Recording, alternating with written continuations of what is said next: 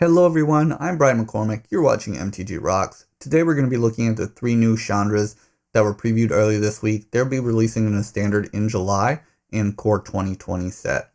So we've got an uncommon, a rare, and a mythic Planeswalker, and I'll be discussing what I think of them for the standard environment.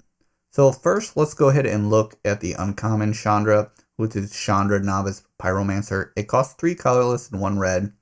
Its +1 loyalty ability gives elementals we control +2/+0 until end of turn. Its -1 loyalty ability adds 2 red mana, and its -2 loyalty ability deals 2 damage to any target.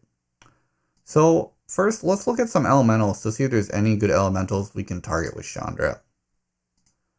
So the 3 red elementals we have right now in standard is Lightning Mare. It's a 3/1 that can't be countered, it can't be blocked by blue creatures, and it can pump itself. With fire breathing. I don't think this is a good card at all. Maybe against mono blue, but it has 1 toughness, and pumping its power doesn't do anything. It doesn't have trample. It's just going to die to any blocker whatsoever. Moving on to Runaway Steamkin. Steamkin seems a lot of play right now. I think everyone here probably knows what Steamkin does and has played against it. It gets up to 4 toughness, so giving it more power is not a bad thing. It can survive through fights. So I think it's decent there. Finally, we have Skizit, and it's a 5/3 for 4 with Trample and Haste, and it dies if you don't pay the red mana kicker cost at the end of turn. I don't think that's playable at all. So really, we just have Runaway Steamkin. I don't think that's particularly a useful ability right now, using the +1.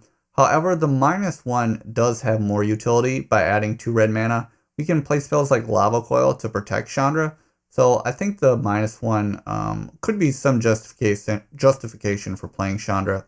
The +1 will only really matter if more elementals are printed in Core 2020, and even then, it's probably just a niche strategy that is something fun you could do. I think you could certainly look at playing this in an elemental deck that you're running in EDH or casual, but not something in standard.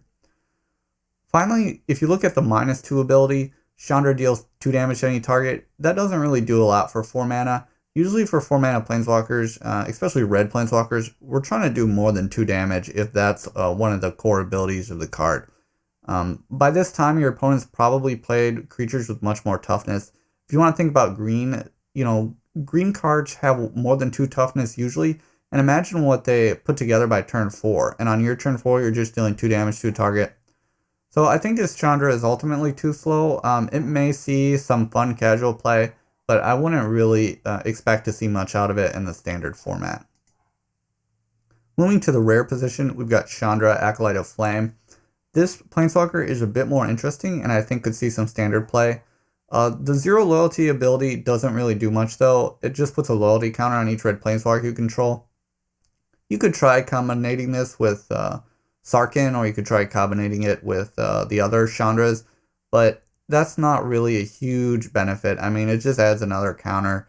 Sure, it does something, but for 3 mana, we want to do a little bit more than that. The second ability is not too amazing either. It just creates 2/1/1 red elemental creature tokens. They gain haste, and then we sacrifice them at the beginning of the next end step. So basically, we can generate 2 power every turn, and then they disappear forever. 3 mana to deal 2 damage a turn isn't terrible, but a lot of times our opponent's going to be able to block those 2/1/1s. So they're not going to really get through much damage. Finally, the -2 is what this card is really about. For -2, you may cast target instant or sorcery card with converted mana cost 3 or less from your graveyard. If that card will be put into your graveyard this turn, exile it instead.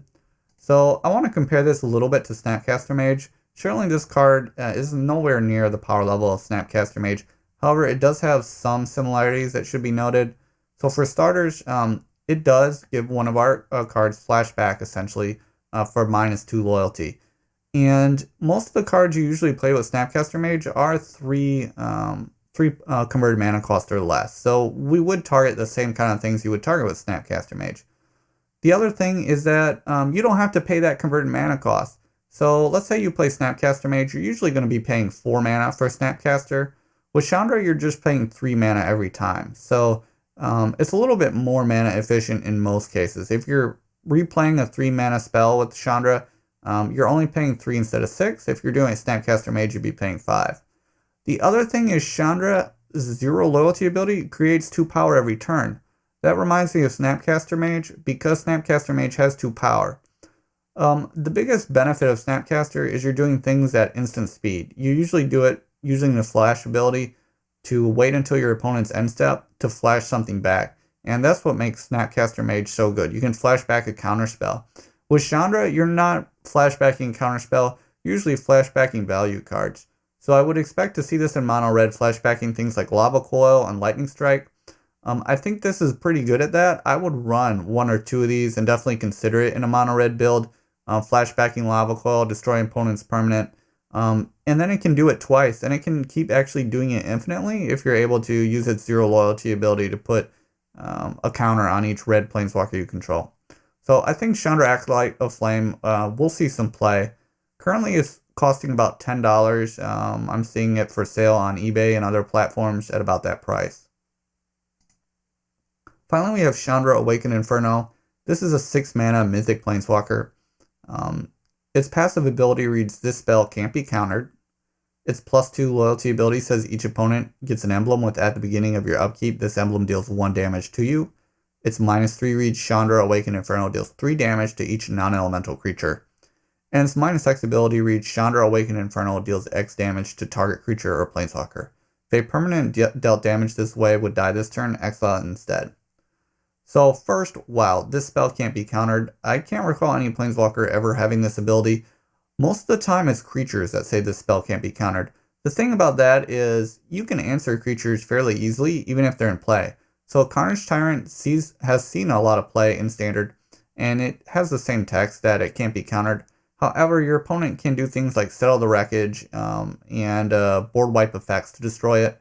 Chandra has a lot more time board wiping. Certainly it can be attacked, but I think that makes it really good versus control decks. The +2 loyalty ability is pretty crazy because it's the emblem. So at the beginning of your upkeep, this emblem deals 1 damage to you. You get to +2 and do this every turn. So these emblems keep on stacking. The thing about these emblems is there's no way for an opponent to remove an emblem. They just stay there. It's not like in enchantments where they can remove the enchantment. So if you're playing against control, it's almost impossible for a Teferi tuck strategy where they're trying to mill you by tucking their Teferi after they emblem to beat you, because they can exile your permanents, but they can never exile the emblem, which is dealing them damage every turn.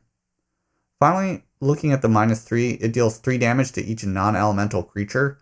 That's pretty crazy. It deals 3 damage to every creature, so if your opponent has like a go-wide strategy, such as mono white, mono red, you just -3 and wipe the board. There's also the -X ability, which deals X damage to target creature or planeswalker. If a permanent dealt damage this way would die this turn, exile it instead. That's a nice way to deal with both planeswalkers and creatures.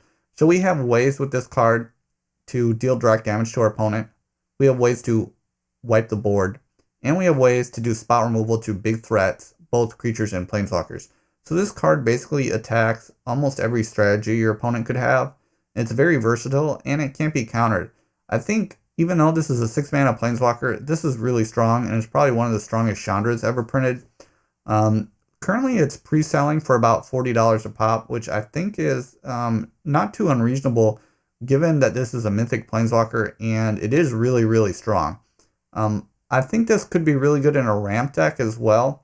So if you're running some kind of green-red ramp deck, I think getting up to this, you could wipe your opponent's board if you're using cards like perhaps Rampant Growth would get printed in core set. It's a frequent core card. You could ramp up to this with land ramp and then just wipe all the boards and creatures in play, and then start upticking to give your opponent emblems that don't disappear. And you could also look at running this in a control build like a Jeskai control. I think it could be good in basically any red control-based deck as well.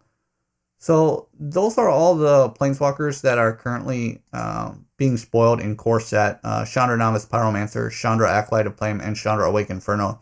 It'll be interesting to see what other planeswalkers they do spoil. I think Chandra Awaken Inferno might be the best planeswalker in core 2020, even without seeing the other ones. I think they led with these Chandras for a reason. And I'm really excited about playing with this card and seeing what I can play test it with in Standard to come.